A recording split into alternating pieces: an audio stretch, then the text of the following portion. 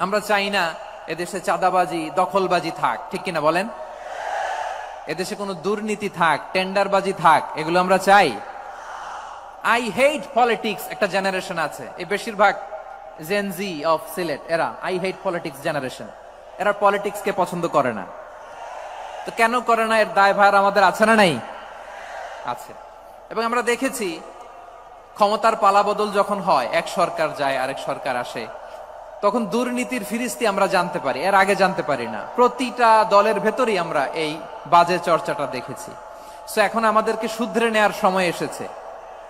এটা এই সুন্দর সময়, নতুন প্রভাতের বাংলাদেশ, নতুন ভোরের বাংলাদেশ, এই সময় আমরা কাদা ছোড়াছড়ি যেন না করি।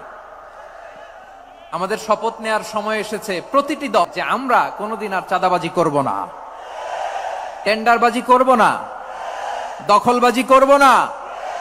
আমরা সব সময় দেশের পক্ষে থাকব, সব সময় দেশের পক্ষে থাকব। সেই কথাগুলো ছিল ভেরি জেনারেল। যে কথাগুলো আমরা জেনারেলি বলি, এগুলো জেনারেলি আপনারা নিবেন। আমার রাজনীতিবিদ বন্ধুদের কাছে এটাই আমার কামনা।